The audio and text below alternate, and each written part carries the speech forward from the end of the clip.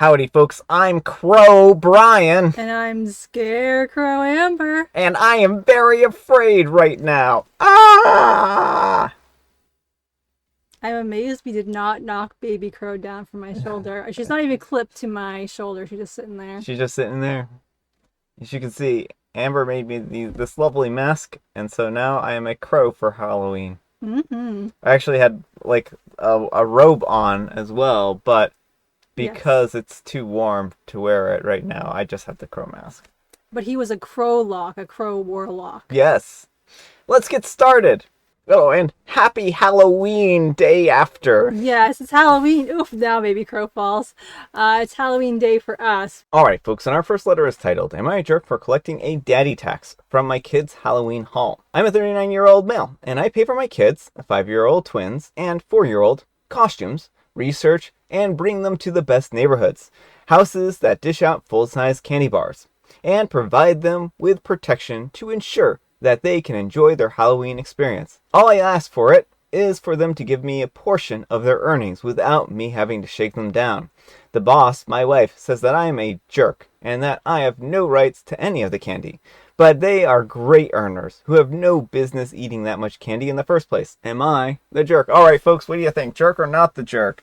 I mean, I think it depends on how OP is approaching this. Like, I think it's fair to ask your kids if they'd be willing to give you a few pieces of candy, but like if you go in there and you take like half the full-size candy bars for yourself and are like, these are all mine now. I'm imagining a guy wearing a pinstripe suit with one of those mobster hats, threatening his kids with cement shoes if they don't give him candy. Yeah, like if that's what he's doing, then he's definitely in the wrong. When he says shake them down, that's what I get. Vinny's got a violin case with a machine gun in it. So my verdict on this one is not enough info. We need to know how OP is doing this. I mean, okay, I think that it's all right for parents to take a small portion of their kids' candy, but I don't think they should be doing it in a deceptive way, and I think that, you know, if you sort through the bags of candy, which parents should be sorting through the bags of candy anyways, right? Just to make sure that there isn't anything in there that's, out of place, so to speak, then there's nothing wrong with stealing a piece of candy or two from their hauls. But if you're just like, here, I want half of your candy, and then taking half of their candy, then, I mean, that's certainly not reasonable. Or you're taking all the good stuff and leaving them with, like, licorice. Yeah, taking everything and leaving them with the Necco wafers. I like Necco wafers, so this is a slant against myself. Yes, Brian has a very strange taste in candy. And Major Barnacle 2212 says, everything you're doing is normal parental duty. Just take it when they're asleep like normal parents so it doesn't break their little hearts at such a tender age. You're the jerk. And Prestigious Sweet 290 says, facts. You think a 4-year-old knows how much candy they've got? Take that duplicate Kit Kat. Lol. Alright, folks, and our next letter is titled, Am I a jerk for telling my husband that I didn't want to use the bath mats that his parents gave us 10 years ago anymore? Am I the jerk for telling my husband that the bath mats that his parents gave us weren't my style? We recently renovated our bathrooms, and I thought that the bath mats needed a much-needed upgrade. My husband was really, really upset and said, what's wrong with the old mats? I responded that they're 10 years old, and furthermore, I didn't even pick them out. They were gifts from his parents. He was livid and said that I was being super rude and offensive, and that he was going to give them back to his parents, saying that I'm ungrateful. Then he started to berate my parents, saying that he's going to tell them how much he doesn't like their gifts. I was caught off guard because I really didn't mean to insult his parents. I was simply making the point that they were something that I hadn't picked out. Plus, that was 4 bathrooms ago, and they don't match our current place, even putting aside the fact that they're 10 years old. He's been giving me the silent treatment since then, last night, and told me to do the kids' drop-offs and pickups myself this week. He is also angrily tossed and turned yesterday, shouting that he's so mad he can't sleep. I tried to be calm and said that I apologize and didn't mean any insults, and that I'm still learning his trigger points. And can he please consider that he might have misinterpreted? He got even more mad and told me to get off my high horse. Is this gross overreaction, or was my comment really offensive? For context, He is very frugal and doesn't like to spend money on anything, so sometimes I will just make purchases anyways if I think it's too much and worth the argument later. All right, folks, what do you think? No, I don't think OP is in the wrong for suggesting replacing 10-year-old bath mats. I am very concerned about the husband's reaction to this. Like, if I went to Brian and was like, "Hey, can we replace our bath mat?" Its immediate reaction would not be, "Oh my goodness, how?" Not that it's a gift from anyone's parents, but even if it was, like, I don't think you'd be like, "How could dare you do this?" Like, No. I think any reasonable person understands that something that has been used for 10 years, like, that's a pretty good lifespan for a bath mat, and they're not going to be Yeah. offended that you replace it. No, I think that there is something else going on Mm-hmm. here. Your husband needs anger management like yesterday. This is like, I get the impression the way that OP talks, like, oh, I'm still learning his trigger points.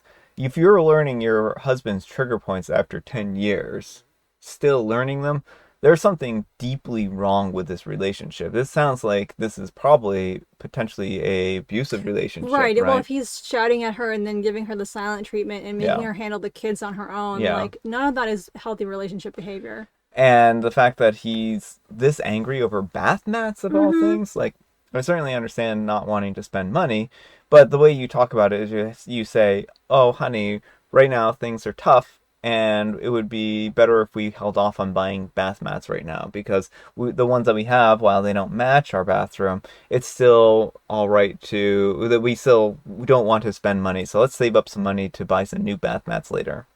Yeah, and I mean that's something that you can have a reasonable conversation around and ultimately have different perspectives Yeah. on. Neither perspective is inherently more right, like replacing them or not. Like you probably both would have valid points, but that's not how he approached it. Yeah. So I think that this is just a really unhealthy relationship dynamic, and I am really concerned the way that OP has written this, that this is just the tip of the iceberg. Mm-hmm. So hopefully OP can take some time to reflect on this relationship because it just does not seem like it's a healthy relationship. Yeah. But let me know what you folks think. So anyhow, take care and good luck. And Lady Rain was here says, not the jerk. This is really weird thing to get mad about. Do you have to walk on your tiptoes around him normally? Is he this sensitive about everything? He sounds exhausting to be around. And Opie replies, yes, I have to walk on eggshells. He's very difficult to please.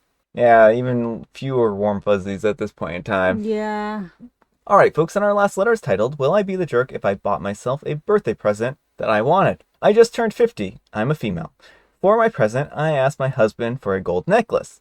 I don't have a great deal of jewelry, and I wanted a nice gold pendant that I could wear with the gold earrings that I recently acquired. Money is not an issue. I didn't tell him to get me a specific one, but I did give him parameters, like, for example, the sort of things that I like. He got me a fossil fish.